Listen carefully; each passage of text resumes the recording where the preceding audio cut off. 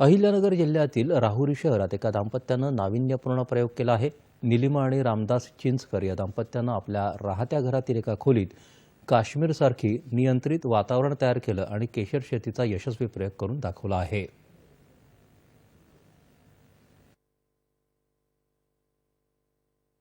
अहिल्यानगर जिल्ह्यात राहुरी शहरातल्या चिंचकर दाम्पत्यानं आपल्या घरातील 11 बाय 15 फूट बंद खोलीमध्ये केशर शेतीचा यशस्वी प्रयोग केला आहे।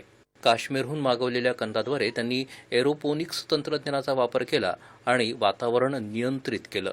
अवघ्या 2 महिन्यात त्यांच्या केशराला फुलं आली आहेत। किरकोळ बाजारात 1 ग्रॅम केशर 800 ते 1000 रुपयांना विकलं जातं। पहिल्या वर्षी फक्त 250 ग्रॅम उत्पादन मिळूनही त्यांना सुमारे 2 लाख रुपयांचं उत्पन्न मिळालं। पुढील वर्षी कंदाच्या वाढीमुळे उत्पन्न चौपट होईल असं दाम्पत्याचं म्हणणं आहे। ये केसर हमने कश्मीर से मंगवाए थे 300 किलो शेर और उससे 250 ग्राम हमें केसर मिला है। ये केसर हम घर बैठे उसकी बिक्री कर रहे हैं। ग्राहक आते और हमसे घर से ही वो ले जाते। उसकी हमने प्राइस रखी है 700 से 800 रुपये पर ग्राम रखी है। और ये केसर इसका मोगरा केसर इसको बोलते हैं। और ये जो केसर है वो पूरे वर्ल्ड में इसकी बहुत ज़्यादा डिमांड है। आम्ही ही जी रूम बनवली ह्या रूमसाठी थर्माकोल वापरलं। थर्माकोल हे बेस्ट इन्सुलेशन आहे आणि त्यानंतर टेम्परेचर मेंटेन करण्यासाठी AC आणि चिलर याचा वापर केला। आर्द्रता मेंटेन करण्यासाठी ह्युमिडिफायरचा वापर केला।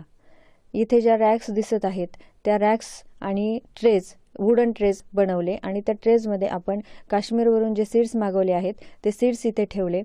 साधारण जुलै एंडमध्ये आपण हे सीड्स काश्मीरमधून मागवले। ऑगस्टमध्ये आपण याचे रूममध्ये प्लांटेशन केलं आणि नोव्हेंबर अखेर याचं फ्लावरिंग पूर्ण झालेलं आहे। काश्मीरमधील बदलत्या हवामानामुळे केशर उत्पादन घटलं आहे, मात्र चिंचकर दाम्पत्यानं वातावरण नियंत्रित केलं आणि त्या पिकासाठी आवश्यक तापमान आणि आर्द्रता राहुरीतल्या घरात निर्माण केली। त्यामुळे आता केशर शेती फक्त काश्मीरपुरती मर्यादित राहिलेली नाही।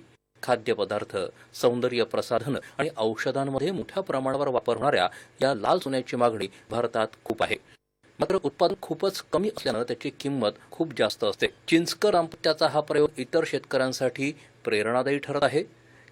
केशर शेतीद्वारे त्यांनी शेतीत नाविन्यपूर्ण प्रयोग करण्याची दिशा दाखवली आहे। संजय कुमार पाठक, दूरदर्शन बातम्यांसाठी अहिल्यानगर।